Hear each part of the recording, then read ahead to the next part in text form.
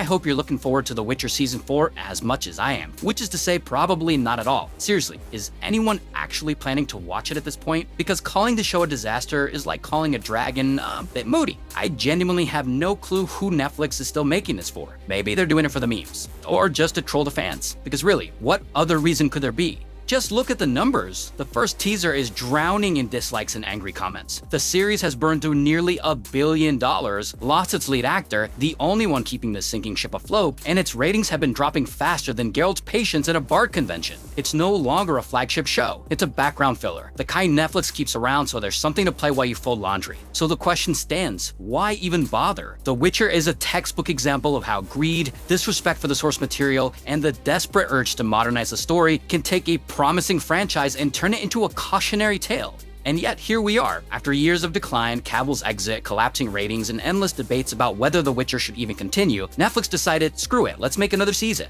A couple of weeks ago, they dropped the first teaser trailer for Season 4. We finally got our first proper look at the new Geralt, played by Liam Hemsworth, and an official release date, October 30th. 8 full episodes, all dropping in one day, because binge-watching disappointment is apparently a Halloween tradition now. This season is based on the Tower of the Swallow, and will follow Ciri's adventures with her new rat gang, yes, that's literally their name, their encounter with bounty hunter Bonhart, and Geralt's trip to Toussaint to find her. Along the way, he'll recruit his classic crew, including Regis, who's apparently spent a bit too long into the sun this time. Meanwhile, Yennefer will be out searching for Ciri, leading her straight into Vilgefortz's chaos. Netflix also confirmed that Season 5 will be the final chapter, wrapping up both the book storyline and their cinematic experiment. The main filming is already done, the team's celebrating, and honestly, so are we. The release is set for 2026, which means post-production will probably drag it out till November or December. But let's be real, if you're hoping that the last 2 seasons will somehow fix things, align with the books, and capture the old magic again, yeah, don't. That ship not only sailed, it caught fire and sank halfway through Season 2. Netflix is still doing Netflix things, doubling down on every creative decision that turned The Witcher from wow to why.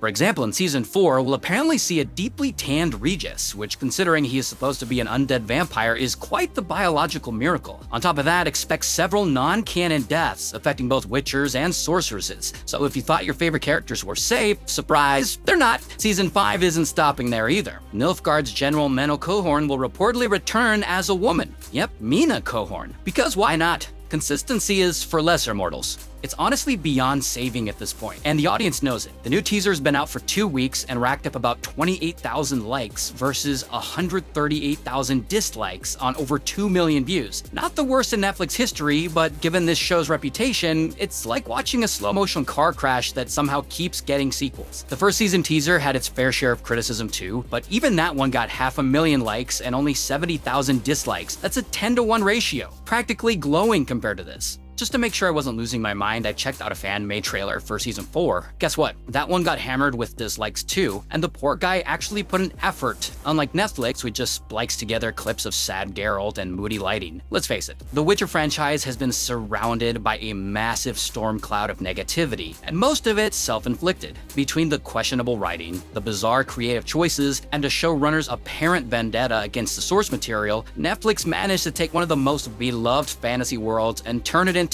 whatever this is. They took everything good about The Witcher and systematically burned it down, 1 episode at a time. At this rate, Season 5 might just open with a funeral for the show's dignity. Let's talk about the script, shall we? Netflix had a fully written, time-tested masterpiece by Andrzej Sapkowski, a story that took the man decades to create. All they had to do was adapt it for TV, keep the essence intact, and maybe learn a thing or two from CD Projekt Red. You know, the people who managed to expand the Witcher universe without setting it on fire. But Netflix decided, nah, we're the geniuses here. So they threw out the map, rewrote characters, motivations, and entire storylines, and ended up with something that looks like it was written by a committee of sleep-deprived interns. I've broken down the logic of each season before, or rather the complete absence of logic, and it's horrifying. Try pausing mid-episode, take a second to actually think about what's happening, and boom, instant headache. It's like mental indigestion. Then there's the casting. Netflix has this thing where they replace established characters with people of different races, genders, or even species. And look, that's fine if it's done with purpose. If an actor fits the role, cool. But Netflix doesn't care about quality, they care about checkboxes. So now we've got more diversity than a United Nations afterparty in a world inspired by medieval Europe.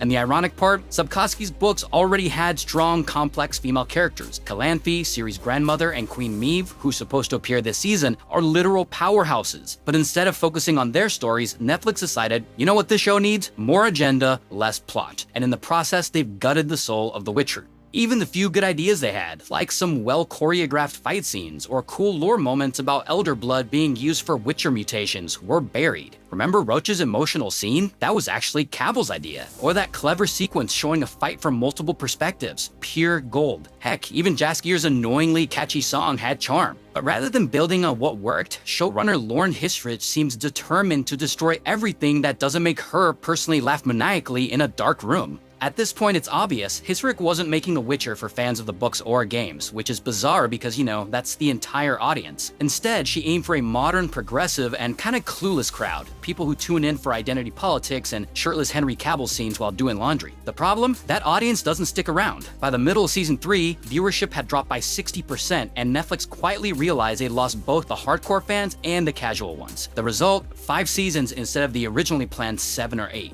No spin-offs, no prequels, no anime side stories. They just wrapped up everything in one final push to save money. Season 4 will drop all at once instead of being split up, and it's clear Netflix is cutting corners everywhere. There's barely any marketing even though the release is less than a month away. The teaser trailer isn't even a real trailer, it's literally just a random scene. And yet somehow, this stripped down season costs more than the last one.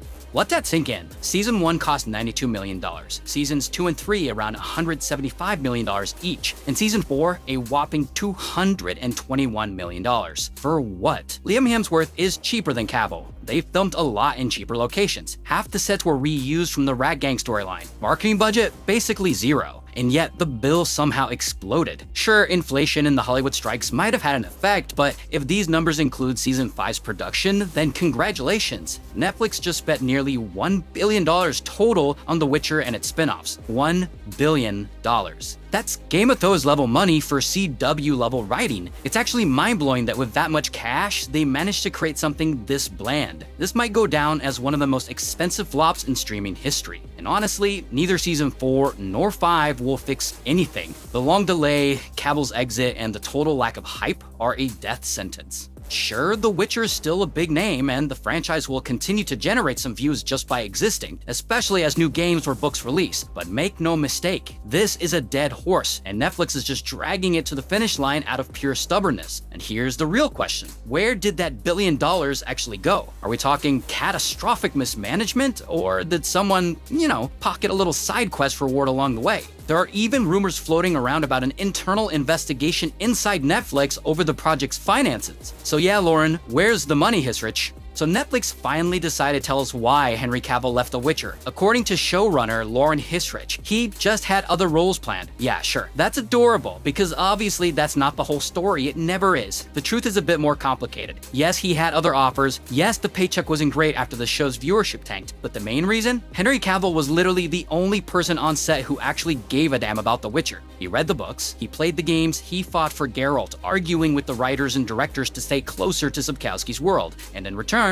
Netflix basically said, thanks nerd, now go live something. So after years of battling clueless producers, Cavill just walked away. Can you blame him? Ironically, Netflix almost killed the show entirely after season 3, because let's be honest, Cavill was the main reason anyone watched it. He was the Keanu Reeves of The Witcher, the soul of the whole thing. Without him, the show's about as exciting as a drowned drowner. And then came Liam Hemsworth. Poor guy. He didn't even get to swing a sword before the internet tried to slay him. When Netflix announced him as a new Geralt, the teaser trailer got flooded with dislikes, and the comments section looked like a digital riot. The hate got so bad that Liam literally left all social media in 2024 just to dodge the fan backlash. And honestly, I feel bad for him. He's not the villain here, he's just an actor doing what's written on the page. In fact, looks-wise, he's arguably closer to book Geralt than Cavill was. But Netflix doesn't want a Geralt. They want a puppet who won't argue about lore. So who's really responsible for turning one of the most beloved fantasy stories into a meme factory? The producers, the writers, Lauren Hisrick herself, or Netflix, the almighty overlord who greenlit every disastrous decision and kept pushing their creative vision no one asked for?